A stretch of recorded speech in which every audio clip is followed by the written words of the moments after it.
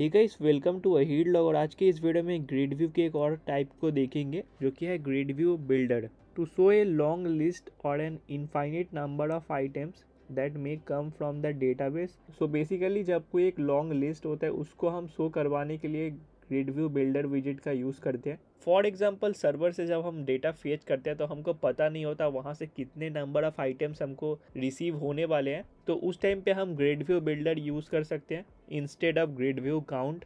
तो आइए प्रैक्टिकली देख लेते हैं कैसे हम इसका यूज़ करेंगे। तो यहाँ पे मैंने एक डमी लिस्ट बना के रखा हुआ है जहाँ पे सेट ऑफ इमेजेस हैं और लिस्ट का नेम है आइटम। और यहाँ पे एक स्टेटफुल विजिट मैंने लिया हुआ है और स्टेट क्लास के अंदर ये लिस्ट हमने बना के रखा है। और अगर इसके बिल्ड मेथड की बात करें तो इसके अंदर हमने सिंपली एक मटेरियल ऐप लिया है, उसके बाद है स्कैफोल्ड और स्कैफोल्ड में एक ऐप बर्ड लिया हुआ है और इसके बॉडी के अंदर अपन ऐड करेंगे ग्रिड व्यू बिल्डर को। तो यहाँ पे बेसिकली हमको दो प्रॉपर्टीज़ मेनली यूज़ करने पड़ते हैं, आइटम काउंट और आइटम बिल्डर। तो पहला प्रॉपर्टी है आइटम काउंट, तो हम यहाँ पे आइटम काउंट यूज़ कर लेंगे, आइटम काउंट। और यहाँ पे हम लिस्ट का नेम या जो कि नाम है आइटम्स डॉट लेंथ। तो यहाँ पे बेसिकली हम नंबर ऑफ़ डेटा पास करते हैं, यानी कि जितने डेटा हमको ग्रिड व्यू के अंदर शो करवाने हैं वो हम यहाँ पे पास कर देते हैं। और इसके पहले हमको एक प्रॉपर्टी देखने को मिलता है जो कि है ग्रिड डेलीगेट।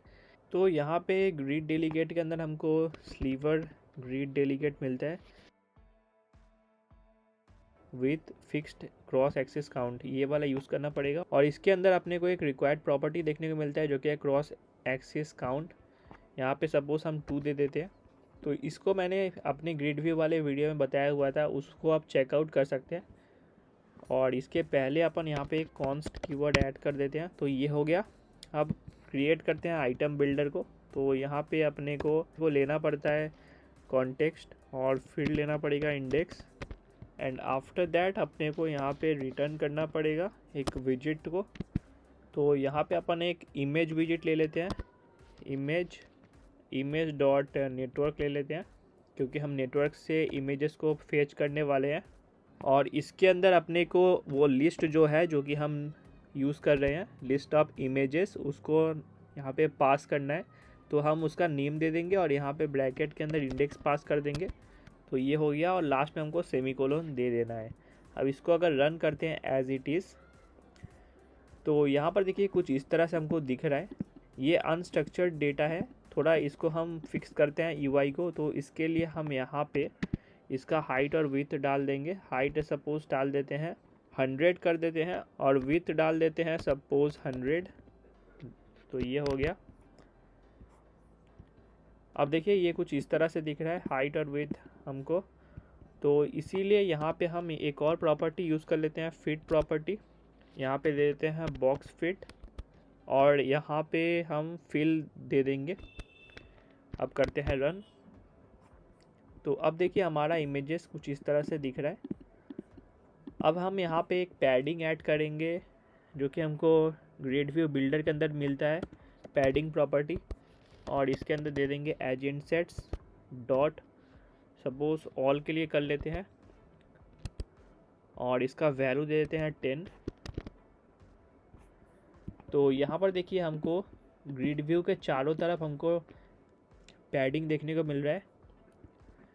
यहाँ पे कॉन्स्ट ऐड कर देते हैं।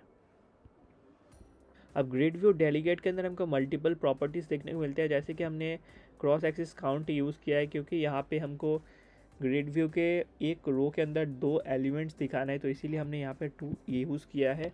इसके अलावा हम क्रॉस एक्सिस स्पेसिंग यूज़ कर सकते हैं। सो इसको दे देते हैं 10। अब देखिएगा हमको यहाँ पे रो के 2 एलिमेंट्स के बीच में स्पेस देखने को मिल रहा है। अब यहाँ पे 2 रो के बीच में स्पेस देखने के लिए हम यहाँ पे मेन एक्सिस स्पेसिंग को यूज़ करेंगे, मेन एक्सिस स्पेसिंग। इसको भी 10 दे देते हैं, करते हैं रन। तो अब देखिए हमको कुछ इस तरह से हमारा लिस्ट देखने को मिल रहा है। और यहाँ पे अगर हम मल्टीपल डेटा को ऐड करते हैं, सपोज़ मैं अगर ऊपर जाता हूँ तो अगर हमारा जो लिस्ट है जो हमको रिसीव हो रहा है वो अगर स्टैटिक नहीं होकर डायनामिक हुआ, यहाँ पे अगर हम मल्टीपल डेटा को ऐड करते जाएं, जैसे कि यहाँ पे मैं और भी इमेजेस को ऐड कर दे रहा हूँ और इसको करते हैं रीस्टार्ट। तो यहाँ पर देखिए हमने ग्रिड व्यू में कोई चेंजेस नहीं किया है, हमारा ग्रिड व्यू सिमिलर ही है, जो न्यू डेटा है वो भी हमको हमारे ग्रिड व्यू के अंदर दिख रहा है। तो इसीलिए डायनामिक डेटा यानी कि जिस डेटा के बारे में हमको उतना कोई जानकारी नहीं है, वो किस तरह का डेटा है और कितना नंबर ऑफ़ एलिमेंट्स हमको दिखने को मिलेंगे, तो उस टाइम पे हम बेसिकली ग्रिड व्यू बिल्डर का यूज़ करते हैं। तो फिलहाल के वीडियो में इतना ही। अगर आपको वीडियो पसंद आया हो, वीडियो को लाइक कर दीजिए और चैनल को सब्सक्राइब कर लीजिए ऐसे और भी इंटरेस्टिंग वीडियोस देखने के लिए। थैंक यू वीडियो को देखने के लिए। हम फिर मिलेंगे अपने अगले वीडियो में।